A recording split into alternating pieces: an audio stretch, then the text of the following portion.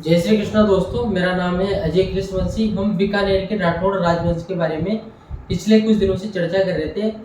बीकानेर के राठौड़ राजवंश का दोस्तों आज का लेक्चर लास्ट लेक्चर होने वाला है, जिसमें हम महाराजा गंगा सिंह के बारे में पढ़ेंगे।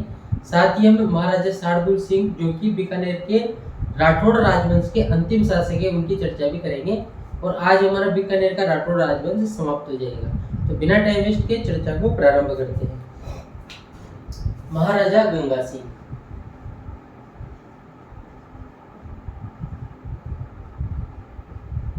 महाराजा गंगा सिंह कब से कब तक शासन रहा दोस्तों इनका शासन रहा 1887 से 1943 तक, यानी कि एक लंबा चौड़ा शासन काल रहा है किनका, महाराजा गंगा सिंह का।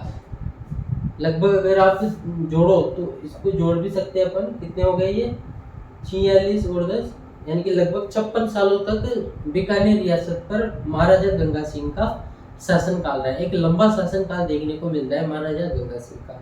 दोस्तों अगर हमें महाराजा गंगा सिंह के बारे में समझना है तो 2-3 पॉइंट में आपको पहले ही डिस्कस कर लेते हैं, ताकि हमें गंगा सिंह जी के बारे में समझने में थोड़ी सी आसानी रहेगी। 2-4 पॉइंट वो क्या है दोस्तों। एक तो ये है दोस्तों कि ये अंग्रेजों के चहेते थे। क्या थे ये? अंग्रेजों के चहेते थे। ये अंग्रेजों के चहेते थे महाराजा गंगा सिंह, बहुत ज्यादा इनके अंग्रेजों के चहेते थे, क्योंकि अंग्रेजों की बहुत ज्यादा सहायता करते थे और बाद उसके बदले में अंग्रेज भी इनको काफी सम्मान दिया करते थे। इसके अलावा दोस्तों कठोर शासक माने जाते हैं गंगा सिंह। इसके अलावा दोस्तों प्रतिक्रियावादी शासक माने जाते हैं। प्रतिक्रियावादी शासक माने जाते हैं। प्रतिक्रियावादी मतलब क्रिया की विपरीत प्रतिक्रिया होना। जैसे बीकानेर रियासत में किसी ने प्रजामंडल आंदोलन कर दिया, किसान आंदोलन कर दिया, तो उसकी प्रतिक्रिया ये दमनात्मक रूप से प्रदर्शित करते थे। इस वजह से इनको प्रतिक्रियावादी शासक भी माना जाता है। बावजूद इन सभी चीजों के दोस्तों महाराजा गंगा सिंह एक कुशल प्रशासक थे।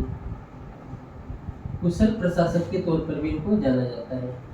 क्या थे ये? कुशल प्रशासक थे, यानी कि एक अच्छे एडमिनिस्ट्रेटर थे, एक अच्छे प्रशासक के तौर पर भी जाना जाता है। अब हम जैसे जैसे दोस्तों चर्चा को आगे बढ़ाएंगे तो आपको ये चीज समझ में आ जाएगी कि महाराजा गंगा सिंह अंग्रेजों की कैसे चहेते थे, कैसे महाराजा गंगा सिंह को बीकानेर रियासत का कठोर शासक माना जाता है, कैसे इनको प्रतिक्रियावादी शासक माना जाता है, और क्यों इनको कुशल प्रशासक भी माना जाता है। जैसे जैसे हम इस लेक्चर के आगे बढ़ते जाएंगे तो आपको ये चारों पॉइंट समझ में आते चले जाएंगे। तो हम प्रारंभ करते हैं दोस्तों। होता क्या है 1899 में, होता क्या है दोस्तों 1899 में अंग्रेज सरकार महाराजा गंगा सिंह को केसर ए हिंद की उपाधि से सम्मानित करती है। केसर ए हिंद की उपाधि से सम्मानित करती है। 1899 ईस्वी में ब्रिटिश सरकार महाराजा गंगा सिंह को केसर ए हिंद की उपाधि से सम्मानित करती है। 1910 ईस्वी में महाराजा गंगा सिंह के द्वारा बीकानेर में आधुनिक न्याय प्रणाली की स्थापना की जाती है। आधुनिक न्याय प्रणाली की स्थापना की जाती है और इस प्रकार से बीकानेर उस समय राजपूताना का प्रथम राज्य था जिसने आधुनिक न्याय प्रणाली की शुरुआत की थी। बीकानेर उस समय राजपूताना का प्रथम राज्य था जिसने आधुनिक न्याय प्रणाली की शुरुआत की थी। 1913 में दोस्तों गंगा सिंह जी के द्वारा प्रजा प्रतिनिधि सभा का गठन किया जाता है। प्रजा प्रतिनिधि सभा का गठन किया जाता है और ये प्रजा प्रतिनिधि सभा क्या थी? बीकानेर रियासत की जो भी बीकानेर रियासत की जो भी जन नेता थे उनका एक संगठन था। और उस संगठन के लोगों को, जो उसमें बड़े बड़े नेता थे, बड़े बड़े पदाधिकारी थे, जो कि बीकानेर रियासत में आंदोलनों में बढ़ चढ़कर भाग ले रहे थे, उन सभी लोगों को साधने के लिए महाराजा गंगा सिंह के द्वारा 1913 में प्रजा प्रतिनिधि सभा का गठन किया गया। हालांकि प्रजा प्रतिनिधि सभा का गठन इस उद्देश्य की पूर्ति के लिए किया गया था कि किसी भी प्रकार से बीकानेर रियासत में भी उत्तरदायी शासन की स्थापना हो और बीकानेर रियासत में जो शासन व्यवस्था चल रही है इसमें जन सहयोग तथा लोगों की अधिक से अधिक भागीदारी हो। लेकिन दोस्तों ये जो प्रतिनिधि सभा का गठन गंगा सिंह जी के द्वारा किया गया था। ये केवल नाम मात्र का प्रतिनिधि सभा थी, इसमें किसी भी प्रकार की जन भागीदारी ज्यादा मात्रा में देखने को हमें नहीं मिलती है, केवल ये नाम मात्र का ही संगठन था। महाराजा गंगा सिंह के द्वारा दोस्तों यूरोपियन प्रशिक्षण प्राप्त ऊंटों का एक दल तैयार किया गया। यूरोपियन प्रशिक्षण प्राप्त ऊंटों का एक दल तैयार किया गया। यूरोपियन प्रशिक्षण प्राप्त ऊंटों का एक दल तैयार किया गया, जिसे कहा जाता है दोस्तों गंगा रिसाला। क्या कहा जाता है? गंगा रिसाला कहा जाता है। क्या बोला दोस्तों मैंने? महाराजा गंगा सिंह जी के द्वारा यूरोपियन प्रशिक्षण प्राप्त ऊंटों का एक दल तैयार किया गया, जिसे कहा जाता है दोस्तों गंगा रिसाला। और इस गंगा रिसाला को लेकर महाराजा गंगा सिंह, जो ब्रिटेन का युद्ध चल रहा था चीन के साथ, उस युद्ध को कहा जाता है दोस्तों बॉक्सर युद्ध। क्या कहा जाता है? बॉक्सर युद्ध। इस गंगा रिसाला को लेकर महाराजा गंगा सिंह चीन के खिलाफ युद्ध में शामिल हुए, अंग्रेजों का साथ दिया इन्होंने। गंगा रिसाला को लेकर इस बॉक्सर युद्ध में चीन के खिलाफ लड़े थे और अंग्रेजों की तरफ से लड़े थे गंगा सिंह जी। इस वजह से अंग्रेज सरकार ने खुश होकर चीन युद्ध मेडल से इनको सम्मानित किया। चीन युद्ध मेडल से महाराजा गंगा सिंह को सम्मानित किया था। ये जानकारी भी आप ध्यान में रख लेना। उसके बाद में दोस्तों हम चर्चा करते हैं कि जब प्रथम विश्व युद्ध चल रहा था, फर्स्ट वर्ल्ड वॉर, प्रथम विश्व युद्ध जब चल रहा था, तब महाराजा गंगा सिंह के द्वारा अंग्रेजों की भरपूर सहायता की गई। सहायता ही नहीं की गई बल्कि ये खुद युद्ध के मैदान में भी गए। महाराजा गंगा सिंह अंग्रेजों की तरफ से युद्ध लड़ने के लिए यूरोप भी गए। वहां पर इन्होंने अपनी वीरता बहादुरी का प्रदर्शन भी किया। अंग्रेजों ने खुश होकर इनको एक हेलीकॉप्टर गिफ्ट किया था और वर्तमान में वो जो हेलीकॉप्टर इनको गिफ्ट किया था वो जूनागढ़ किले में स्थित है। यानी कि जूनागढ़ किला जो है बीकानेर में, जिसका निर्माण राय सिंह के द्वारा करवाया गया था, उसी बीकानेर किले में इनको जो गिफ्ट किया गया था ब्रिटिश सरकार के द्वारा हेलीकॉप्टर, वो अभी सुरक्षित रखा हुआ है। प्रथम विश्व युद्ध में अंग्रेजों की इनके द्वारा क्या की गई दोस्तों? सहायता की गई थी। उसके बाद में हम चर्चा करते हैं दोस्तों प्रथम विश्व युद्ध के पश्चात क्या होता है। प्रथम विश्व युद्ध के पश्चात जो मित्र देश है उनकी विजय हो जाती है, यानी कि जर्मनी के नेतृत्व वाला जो दूसरा दल था उसकी पराजय हो जाती है। कुल मिला के हम कह सकते हैं प्रथम विश्व युद्ध के बाद में जर्मनी की हार हो जाती है और जर्मनी की हार के पश्चात एक संधि घटित होती है, जिसे कहा जाता है दोस्तों वर्साई की संधि। क्या कहा जाता है? वर्साई की संधि। उस वर्साई की संधि के उपलक्ष्य में एक सम्मेलन का आयोजन किया गया था, जिसे कहा जाता है वर्साई का सम्मेलन। और इस सम्मेलन का आयोजन पेरिस में किया गया था, यानी कि फ्रांस के पेरिस में वर्साई के सम्मेलन का आयोजन किया गया था। और महाराजा गंगा सिंह उस वर्साई के सम्मेलन में शामिल हुए थे। यानी कि प्रथम विश्व युद्ध की समाप्ति के पश्चात जो वर्साई का सम्मेलन आयोजित किया गया था, वर्साई का सम्मेलन आयोजित किया गया था, उस वर्साई के सम्मेलन में महाराजा गंगा सिंह शामिल हुए थे। और प्रथम विश्व युद्ध में इन्होंने सहायता की, वो तो अलग बात, यहीं से चर्चा हम कर ही चुके हैं दोस्तों।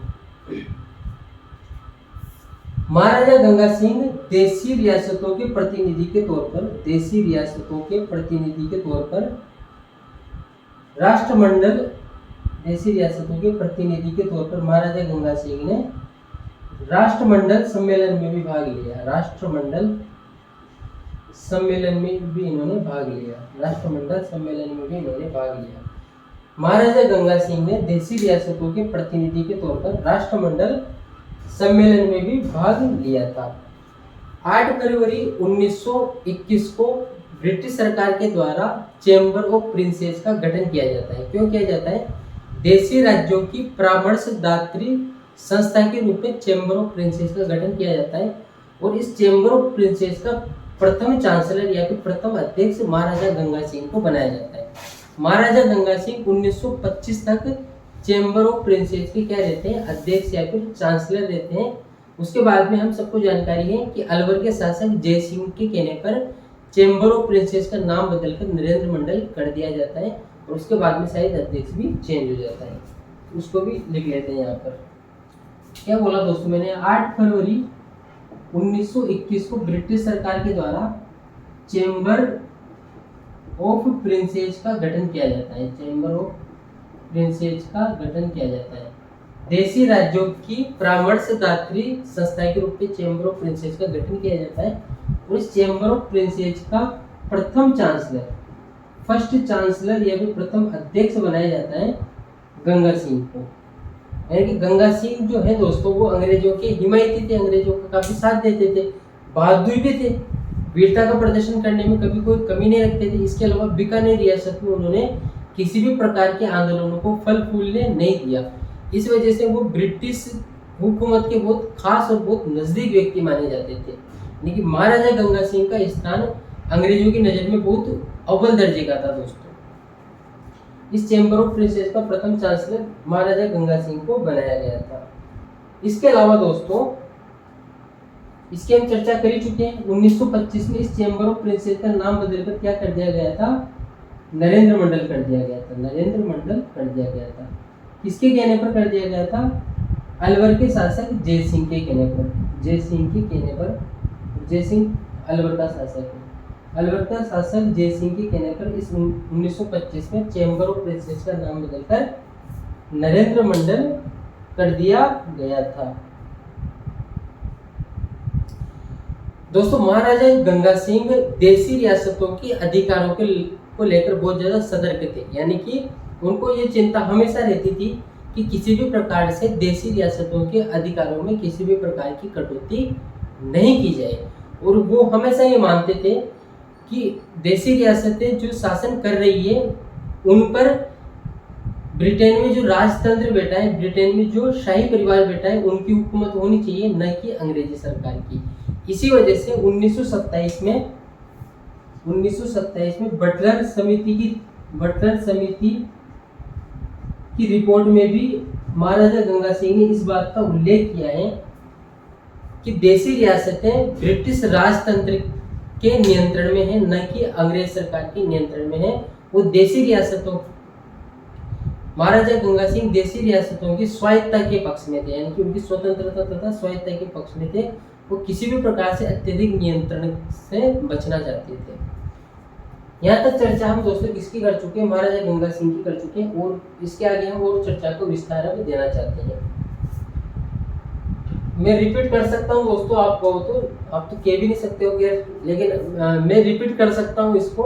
लेकिन अगर हम पूरी घटनाक्रम को वापस रिपीट करेंगे तो ऐसे रिपीट करते करते इस वीडियो की लेंथ बहुत ज़्यादा लंबी हो जाएगी। और वैसे भी महाराजा गंगा सिंह के बारे में काफ़ी ज़्यादा जानकारियाँ हैं जो कि मेरे को आपके साथ साझा करनी है। इस वजह से मैं रिपीटेशन से बचूंगा। मैं एक बार ही किसी भी चीज़ को आपके सामने रखूँगा।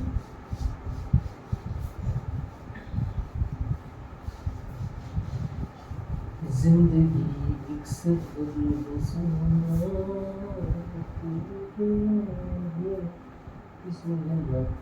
महाराजा गंगा सिंह के द्वारा दोस्तों ब्रिटेन के लंदन में जो 3 गोलमेज सम्मेलन आयोजित हुए थे 1930, 1931 और 1932, तीनों ही गोलमेज सम्मेलन में महाराजा गंगा सिंह के द्वारा भाग लिया गया। और महाराजा गंगा सिंह के द्वारा उस गोलमेज सम्मेलन में इस बात का जिक्र भी किया गया या फिर इस बात की मांग भी की गई कि भारत में एक सुप्रीम कोर्ट होना चाहिए और वायसराय की परामर्शदात्री संस्था के रूप में राज्य परिषद की स्थापना होनी चाहिए। किसकी स्थापना होनी चाहिए दोस्तों? राज्य परिषद की स्थापना होनी चाहिए। राज्य परिषद की स्थापना होनी चाहिए। यानी कि हम कह सकते हैं दोस्तों 1930, 31 और 1932 ये जो 3 गोलमेज सम्मेलन हुए थे ब्रिटेन में, 3 जो गोलमेज सम्मेलन हुए थे ब्रिटेन के लंदन में, तीनों में भाग लिया था। और उन्होंने सुप्रीम कोर्ट तथा वायसराय को परामर्श देने के लिए एक संस्था जिसका नाम है राज्य परिषद, क्या नाम है भाई? राज्य परिषद, इसकी स्थापना की इन्होंने मांग की थी कि भाई ये 2 संस्थाएं तो कम से कम होनी ही चाहिए भारत में। इनकी बात को सीरियसली भी लिया जाता था क्योंकि वीर गंभीर व्यक्ति थे, कठोर प्रशासक थे, कुशल प्रशासक थे और अंततः इनकी मांगों को समय के अंतराल में माना भी गया था ब्रिटिश सरकार के द्वारा। उसके बाद में दोस्तों हम चर्चा करते हैं एक और घटनाक्रम की महाराजा गंगा सिंह के द्वारा दोस्तों अभिव्यक्ति की स्वतंत्रता पर पूर्णतया प्रतिबंध लगा दिया गया था। अभिव्यक्ति की स्वतंत्रता पर पूर्णतया बीकानेर रियासत में प्रतिबंध लगा दिया गया था। पूर्णतया प्रतिबंध लगा दिया गया था। किसकी स्वतंत्रता पर प्रतिबंध लगा दिया था दोस्तों? अभिव्यक्ति की स्वतंत्रता पर प्रतिबंध लगा दिया था। लेकिन एक पेम्पलेट जारी किया गया था कुछ लोगों के द्वारा। उस पेम्पलेट का नाम है दोस्तों बीकानेर दिग्दर्शन। बीकानेर दिग्दर्शन दर्शन एक पेम्पलेट स्थानीय जन नेताओं के द्वारा, बीकानेर रियासत की स्थानीय जन नेताओं के द्वारा एक पेम्पलेट जारी किया गया। उस पेम्पलेट का नाम है दोस्तों बीकानेर दिग्दर्शन। और इस बीकानेर दिग्दर्शन में बीकानेर रियासत में जो शासक है गंगा सिंह, इनके दमनात्मक रवैये की आलोचना की गई थी। यानी कि इस पेम्पलेट में महाराजा गंगा सिंह की आलोचना की गई थी और उनके दमनात्मक जो शासन चला रहे थे, वो दमनात्मक प्रक्रियाओं से उस शासन व्यवस्था की क्या की गई, इसमें बुराई की गई। जब महाराजा गंगा सिंह को इस पेम्पलेट के बारे में पता चला कि इस प्रकार का पेम्पलेट बीकानेर रियासत में चर्चा का विषय बना हुआ है, तब दोस्तों तब गंगा सिंह जी ने स्वामी गोपाल दास सत्यनारायण सर्राफ, इसके अलावा दोस्तों चंदनमल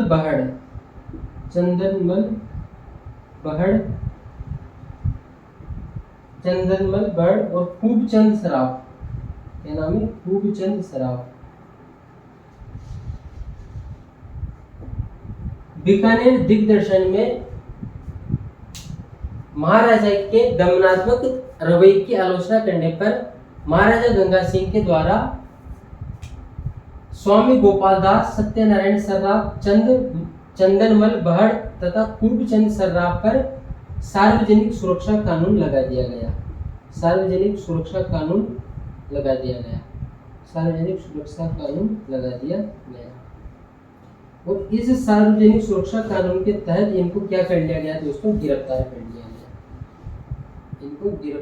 कर लिया गया। इस घटनाक्रम को कहा जाता है दोस्तों बीकानेर षड्यंत्र केस। क्या कहा जाता है? बीकानेर षड्यंत्र केस कहा जाता है। इस संपूर्ण घटनाक्रम को क्या बोला मैंने? बीकानेर रियासत के स्थानीय जन नेताओं जैसे स्वामी गोपाल दास, सत्यनारायण सर्राफ, चंदनमल बहड़, खूबचंद सर्राफ आदि के द्वारा एक पेम्पलेट जारी किया गया। उस पेम्पलेट का नाम है बीकानेर दिग्दर्शन, जिसमें बीकानेर रियासत के शासक गंगा सिंह के दमनात्मक शासन की आलोचना की गई। उसकी प्रतिक्रिया में महाराजा गंगा सिंह के द्वारा इन सभी लोगों पर सार्वजनिक सुरक्षा कानून लगाते हुए इनको गिरफ्तार कर लिया गया। इस संपूर्ण घटनाक्रम को बीकानेर षड्यंत्र केस के नाम से जाना जाता है। दोस्तों महाराजा गंगा सिंह का जो आतंक है वो पूरी बीकानेर रियासत में भयंकर लेवल का था। यानी कि इनका आतंक अद्भुत था। इनके आतंक की वजह से ही दोस्तों, क्योंकि ये किसी भी प्रकार के जन आंदोलन को, किसी भी प्रकार के किसान आंदोलन को या फिर किसी भी प्रकार के आम अधिकारों से संबंधित आंदोलनों को अपने रियासत में खड़ा नहीं होने देते थे। यानी कि उसका दमन कर देते थे, शिशु काल में उसका दमन कर देते थे। इसी वजह से दोस्तों 1935 में मग्गाराम वैद्य के द्वारा बीकानेर प्रजामंडल की स्थापना कलकत्ता में की गई। कहाँ पर की गई? कलकत्ता में की गई। अब स्थापना कहाँ होनी चाहिए थी? स्थापना तो बीकानेर में होनी चाहिए थी, लेकिन जो शासक है यहाँ के गंगा सिंह, इनका आतंक इस प्रकार का था कि इनके आतंक की वजह से यहाँ के जो प्रजामंडल के नेता थे और मुख्य तौर पर जो मग्गाराम वैद्य थे, इन्होंने बीकानेर प्रजामंडल की स्थापना कलकत्ता में करी। हालांकि 1936 में बीकानेर प्रजामंडल को बीकानेर में शिफ्ट कर दिया था। लेकिन दोस्तों ऐसा भी कहा जाता है कि बीकानेर प्रजामंडल की या फिर बीकानेर प्रजामंडल आंदोलन की महाराजा गंगा सिंह के द्वारा शेषों काल में ही हत्या कर दी गई। यानी कि ये जब पनप ही रहा था उस समय इसका दमन कर दिया गया। इस वजह से ऐसा भी कहा जाता है कि बीकानेर प्रजामंडल आंदोलन की महाराजा गंगा सिंह के द्वारा उसके शिशु काल में ही हत्या कर दी गई। एक और घटनाक्रम का हम यहाँ पर जिक्र करना चाहेंगे दोस्तों। 22 जुलाई 1942 को रघुवर दयाल गोयल, क्या नाम है भाई? रघुवर दयाल गोयल के द्वारा बीकानेर प्रजा परिषद की स्थापना की गई। बीकानेर प्रजा परिषद की स्थापना की गई। 22 जुलाई 1942 को रघुवर दयाल गोयल के द्वारा बीकानेर प्रजा परिषद की स्थापना की गई। बीकानेर प्रजा परिषद का उद्देश्य था कि महाराजा गंगा सिंह के नेतृत्व में रियासत या फिर राज्य में उत्तरदायी शासन की स्थापना होनी चाहिए। लेकिन महाराजा गंगा सिंह उत्तरदायी शासन व्यवस्था के बिल्कुल खिलाफ थे, क्योंकि उत्तरदायी शासन व्यवस्था का अर्थ लोकतांत्रिक शासन व्यवस्था भी माना जाता था, जबकि महाराजा गंगा सिंह लोकतांत्रिक नहीं बल्कि राजतांत्रिक शासन व्यवस्था के हिमायती थे, उसके पक्षधर थे। इसी वजह से दोस्तों जब महाराजा गंगा सिंह को पता चला कि 22 जुलाई 1942 को रघुवर दयाल गोयल ने बीकानेर प्रजा परिषद की स्थापना कर दी है, तब गंगा सिंह के द्वारा रघुवर दयाल गोयल को राज्य से निष्कासित कर दिया गया। यानी कि रियासत या फिर बीकानेर राज्य से इनको निष्कासित, देश निकाला दे दिया, इनको रियासत छोड़ने का आदेश दे दिया और ये रियासत छोड़ के चले गए। नहीं भी जाते तो ये हत्या करवा देते या फिर भगा देते किसी भी प्रकार से, क्योंकि बहुत ही कठोर शासक था भाई गंगा सिंह, आतंकी था इनका तो भयंकर। वो कहते हैं ना दोस्तों भोकाल, तो इनका बीकानेर रियासत में क्या था उस समय? भोकाल था इनका, भोकाल। आगे चर्चा हम करना चाहेंगे दोस्तों। 1942 में ही महात्मा गांधी के द्वारा भारत छोड़ो आंदोलन संपूर्ण देश में प्रारंभ किया गया था। 1942 में ही महात्मा गांधी के द्वारा संपूर्ण भारत में भारत छोड़ो आंदोलन प्रारंभ किया गया था। संपूर्ण भारत में ये धूमधाम से चल भी रहा था भारत छोड़ो आंदोलन, लेकिन दोस्तों बीकानेर रियासत में भारत छोड़ो आंदोलन का कोई भी प्रभाव देखने को नहीं मिला। जब इसका कारण समझने की हम कोशिश करते हैं तो इसका कारण निकल के आता है कि बीकानेर के शासक गंगा सिंह का दमनात्मक रवैया, यानी कि अगर कोई व्यक्ति भारत छोड़ो आंदोलन में शामिल हो जाता तो वो उसको गिरफ्तार करवा देते, हत्या भी करवा सकते थे। और उस समय तो ऐसा भी कहा जाता है दोस्तों कि उस समय तो तिरंगा झंडा बीकानेर रियासत में फहराना भी राजद्रोह माना जाता था। यानी कि अगर कोई व्यक्ति बीकानेर रियासत के अंदर तिरंगा झंडा फहरा दे तो वो सीधे सीधे राजद्रोह की श्रेणी में आता था। इस वजह से, और इनके अलावा बहुत ही कठोर प्रशासक था ये, यानी कि बहुत ही क्रूर कह सकते हैं हम इन सभी आंदोलनों के खिलाफ। इस वजह से दोस्तों भारत छोड़ो आंदोलन का संपूर्ण भारत में असर जरूर हुआ, लेकिन बीकानेर रियासत में महाराजा गंगा सिंह के दमनात्मक रवैये के कारण भारत छोड़ो आंदोलन का कोई भी प्रभाव देखने को हमें नहीं मिलता है। इन सभी खामियों के बावजूद, खामियां हम कह भी नहीं सकते क्योंकि बहादुरी तो थी व्यक्ति में, साहस तो था, लेकिन कठोर था। और कठोर इस हद तक था कि किसी भी प्रकार के जन आंदोलन, प्रजा आंदोलन को उठने नहीं देता था अपनी रियासत में। और हम कह सकते हैं कि ये उन आम लोगों के लिए तो अच्छी चीज नहीं है, लेकिन स्वयं के लिए अच्छी चीज थी। यानी कि आत्ममुग्ध प्रकार का व्यक्ति था गंगा सिंह। एक अच्छा काम भी करवाया दोस्तों इन्होंने। क्या अच्छा काम करवाया इन्होंने पंजाब से एक नहर निकाली, उस नहर का नाम है दोस्तों गंग नहर। इस गंग नहर को ये लेके आए और एक नगर बसाया इन्होंने। उस नगर को कहा जाता है गंगा नगर। स्वयं के नाम पर एक नगर बसाया जिसको कहा जाता है गंगा नगर। क्या कहा जाता है भाई? गंगा नगर। ये गंगा नगर क्षेत्र का जो इलाका था दोस्तों, ये बंजर था पूरी तरीके से, यानी कि अशिक्षित था। पानी वगैरह की व्यवस्था थी नहीं यहाँ पर सिंचाई के लिए। लेकिन महाराजा गंगा सिंह के द्वारा पंजाब से गंग नहर निकालकर गंगा नगर को सिंचित किया गया, उपजाऊ बनाया गया। इसी वजह से दोस्तों, और इसका 1921 में गंग नहर का कार्य प्रारंभ हुआ था। 1927 तक इसका निर्माण कार्य 1921 में इसका शिलान्यास हुआ था और 1927 में इसका उद्घाटन भी हो गया था। उस समय भारत का वाइसराय था लॉर्ड इरविन। क्या नाम है भाई? Lord Irwin. लॉर्ड इरविन के द्वारा 1927 में गंगा नहर का उद्घाटन कर दिया गया था। इसी वजह से दोस्तों महाराजा गंगा सिंह को भारत का भागीरथ भी कहा जाता है। भारत का भगीरथ या फिर भागीरथ भी कहा जाता है। क्या कहा जाता है? भारत का भागीरथ भी इनको कहा जाता है। क्या कहा जाता है? भी भारत का भागीरथ भी कहा जाता है। अब दोस्तों अगर इस घटनाक्रम को हम देखें तो हमें पता चलता है कि महाराजा गंगा सिंह एक कुशल प्रशासक भी थे। कठोर शासक थे, कुशल प्रशासक भी थे। अगर वो कुशल प्रशासक नहीं होते तो गंगानगर जैसे क्षेत्र को, जो कि बंजर क्षेत्र था, उसको सिंचित नहीं बना पाता। लेकिन वो कुशल प्रशासक थे, इस वजह से वो इतना कुछ कर पाए और इतना कुछ करवा पाए अंग्रेजों से भी, क्योंकि वो अंग्रेजों की सहायता करते थे और अंग्रेज बदले में उनकी सहायता करते थे। वो अंग्रेजों को सम्मान देते थे और बदले में अंग्रेज उनको काफी सम्मान देते थे। बीकानेर के शासक गंगा सिंह का स्थान दोस्तों अंग्रेजों की नजरों में बहुत ऊंचा था। फाइटर थे कुल मिला के और बहुत ही कठोर प्रशासक के तौर पर इनको जाना जाता है। महाराजा गंगा सिंह के द्वारा दोस्तों अनेक सारे प्रशासनिक सुधार कार्य भी करवाए गए। इसके अलावा बीकानेर रियासत में अनेक बड़े बड़े विशाल भवनों का निर्माण भी गंगा सिंह के द्वारा करवाया गया था।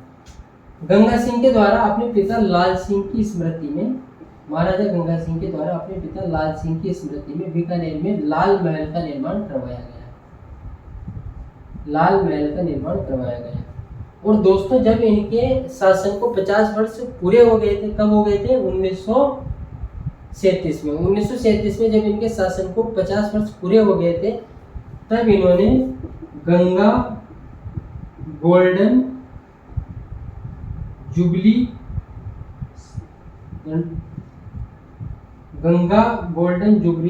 संग्रहालय का निर्माण करवाया।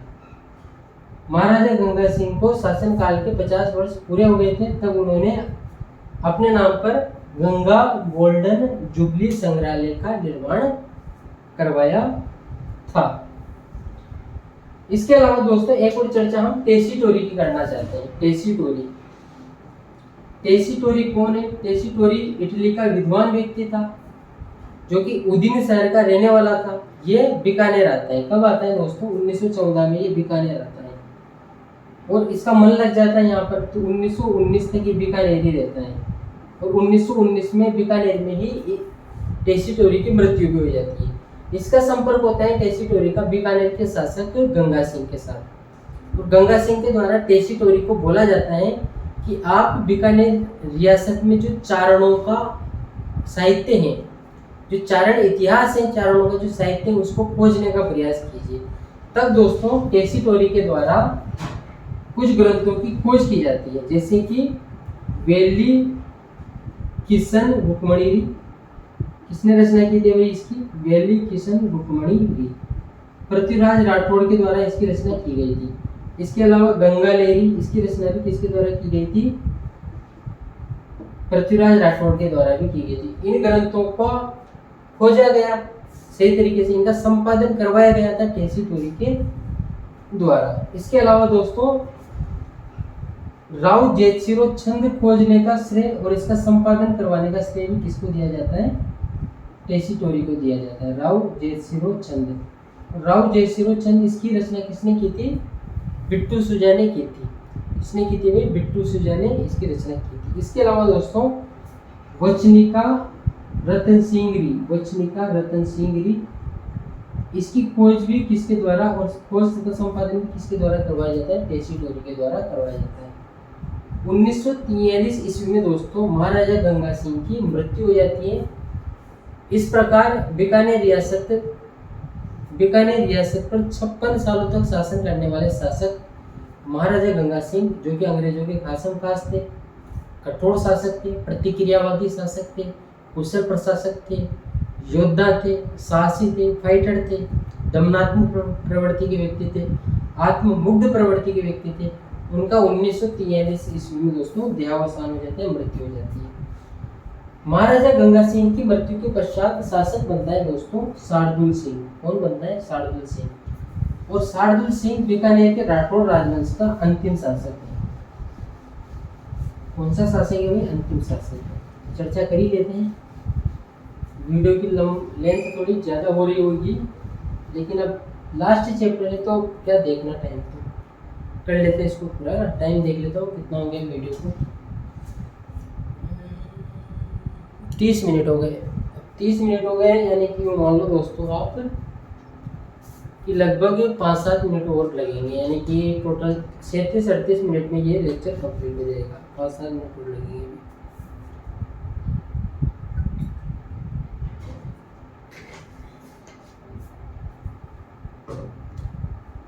मेरी शुरुआत महाराजा शार्दुल सिंह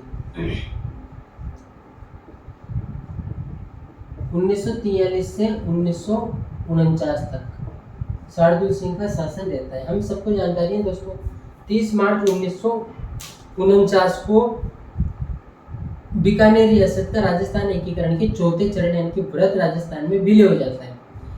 इस वजह से 1943 से 1949 तक किसका शासन रहता है? शार्दुल सिंह का शासन रहता है। अब एक बात तो दोस्तों भी लिख भी सकता हूँ, लेकिन लिखने की क्या जरूरत है कि बीकानेर के राठौड़ राजवंश का अंतिम शासक यही है। बीकानेर के राठौड़ राजवंश के अंतिम शासक कौन है? महाराजा शार्दुल सिंह है। इनके द्वारा दोस्तों नोता क्या है? विवाह निमंत्रण कर। विवाह निमंत्रण कर, विवाह निमंत्रण कर नोता, इसको समाप्त किया गया। इसके अलावा इनके द्वारा तख्त नशीनी यानी कि कोई भी राजा जब गद्दी पर बैठता था तो उस समय उत्तराधिकार शुल्क लिया जाता था जनता से। कौन सा शुल्क लिया जाता था भाई? उत्तराधिकार कर लिया जाता था। महाराजा शार्दुल सिंह के द्वारा नोता यानी कि विवाह निमंत्रण कर तथा तख्त नशीनी यानी कि उत्तराधिकार कर को समाप्त कर दिया गया है। ये दोनों कर पहले प्रचलन में थे, लेकिन दोस्तों शार्दुल सिंह के द्वारा दोनों जो टैक्स थे इनको समाप्त कर दिया गया। सेकेंड वर्ल्ड वॉर यानी दूसरे विश्व युद्ध में अंग्रेजों का साथ दिया गया था शार्दुल सिंह के द्वारा, और बर्मा तथा ईरान में बीकानेर रियासत की सेना को भेजा भी गया। और बीकानेर और ईरान में ये अपनी सेना की स्थिति देखने भी गए थे कि सही से कार्य कर रही है या नहीं कर रही है।